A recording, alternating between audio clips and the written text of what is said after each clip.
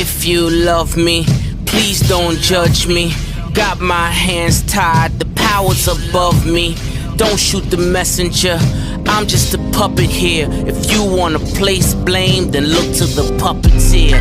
Family, fortune, envy, jealousy, privilege, passed on, legacy, secret, sabotage, borderline, felony, suicide, subtract, selfish, pedigree, yeah.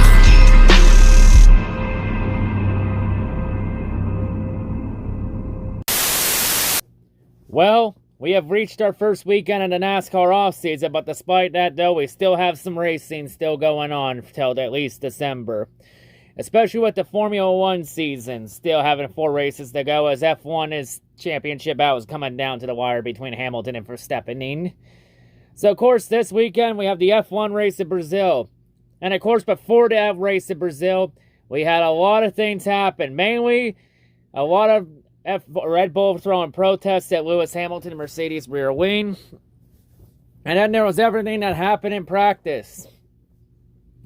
When Lewis Hamilton would pull the DRS wing too early, and then Verstappen would go ahead and after the qualifying, he would touch Verstappen's rear wing. Just touched it.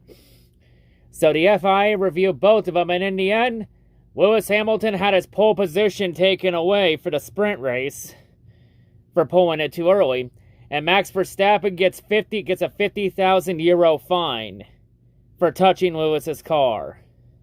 So apparently touching a competitor's car is now a no-no, because you could really affect the aerodynamics on that car just by poking it. So yeah, Lewis Hamilton has to start the rear for the sprint race, and Lewis Hamilton also has a 5-place grid penalty for the actual race, since Mercedes and Hamilton changed the ICE unit in Hamilton's car. So yeah, another engine change. God damn, so many teams are making engine component changes. Jesus Christ. So yeah, anyway, in the sprint qualifying race, Verstappen would end up going to pole position as a result, but on the start, Valtteri Bottas would take the lead from Verstappen on the sprint race. And then Bottas would hold Verstappen off in the sprint race. And Valtteri Bottas wins another sprint race. And Verstappen finishes second in that race, so Verstappen gains 2 points on Hamilton to increase the championship gap to 22 points. Actually, 21 points. Yeah, 21 points. There we go. And Lewis Hamilton, he ended up, after starting at the rear, Lewis Hamilton in that sprint race would go all the way from 20th to 5th in 24 laps, which, hey, that's very impressive. But for the race, Hamilton will end up going from 5th to 10th because of the 5-place grid penalty. So then now to the actual race itself. Well, Verstappen got the lead right off the bat. Verstappen dominated the majority of the race. But in the first 3 laps, Hamilton was quickly coming. Because within the first 3 or 4 laps, Hamilton went from 10th to 4th in the opening laps. And it took Hamilton quite a while and a little bit of strategy. Mainly Hamilton going for the overcut. Again, a few laps of fresher tires than Verstappen. And then in the closing laps, Hamilton would find Verstappen. And then we would have a very good battle between the 2 championship contenders. With around 15 to go, Verstappen would force Hamilton outside, and both of them would go off the track. And on the second straightaway, maybe it was like turn 3 or 4, they both went wide. You know the thumbnail which turn it is. And of course, there was no penalty for that. Honestly, I want to give Verstappen a penalty for that. Because that's honestly hard racing right there between the 2. That's hard racing. That was pretty clean. Because Verstappen, he didn't touch Hamilton and he didn't wreck Hamilton.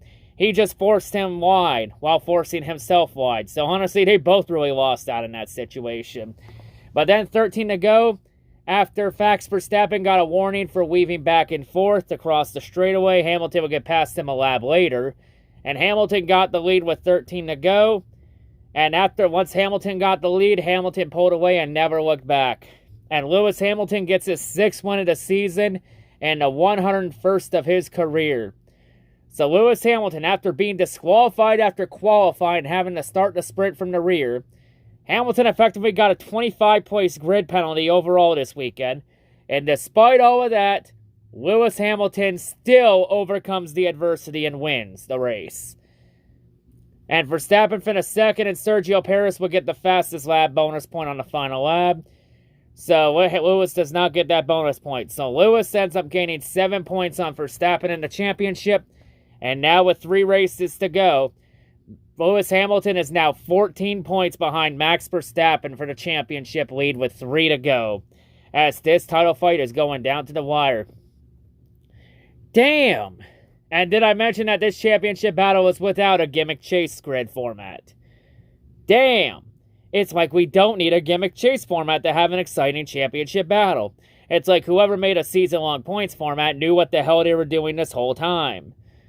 But honestly, don't tell NASCAR that, because that would make too much goddamn sense.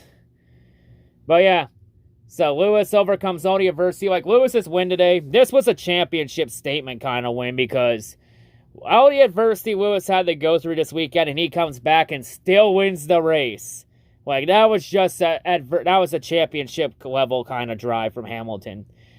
Like, say whatever you want about Hamilton, the man never quits. He doesn't give up.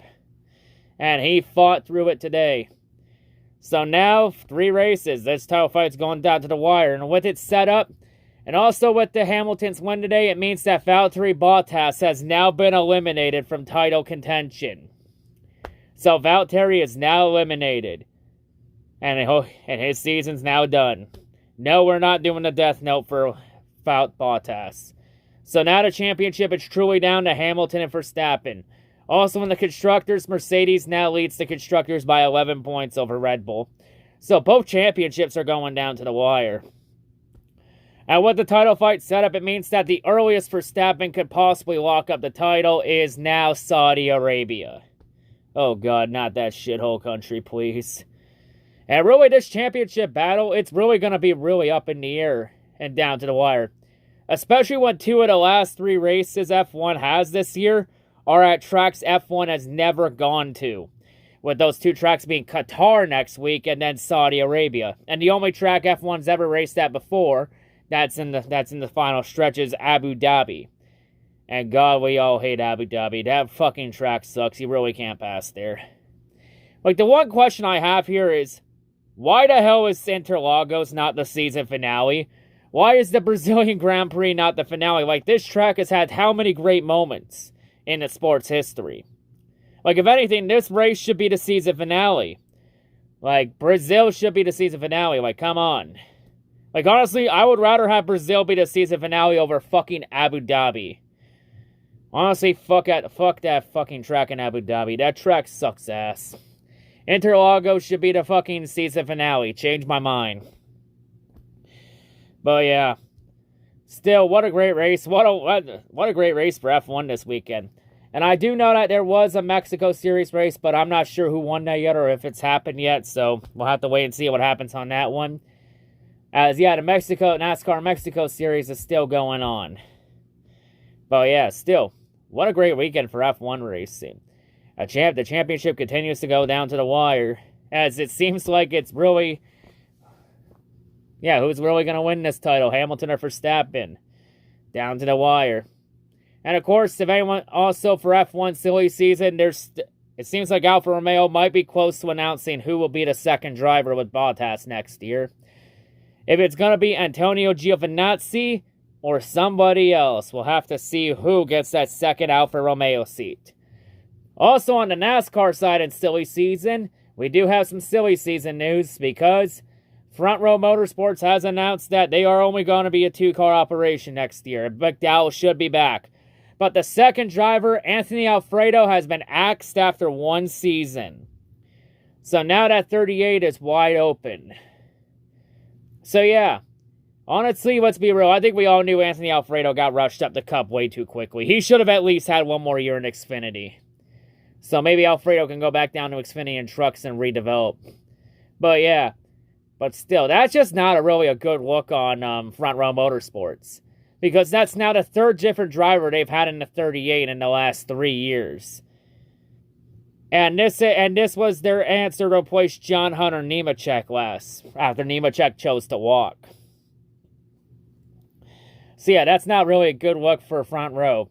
Of course, for front row, it's really anybody's guess of who gets that ride. It's more than I think it's probably going to be Matt DiBenedetto in that 38 car, since him and McDowell are good friends.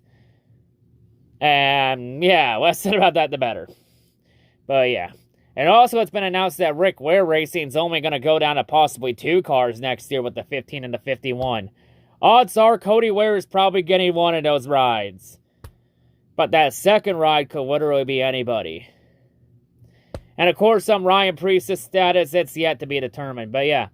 That's all for NASCAR silly season update. So yeah, next week for F1, we go to Qatar. The track, and I know a lot about that Qatar track, because that's a track MotoGP normally runs on. So yeah, and I did hear also this week was also the season finale for MotoGP. In the final race for Valentino Rossi.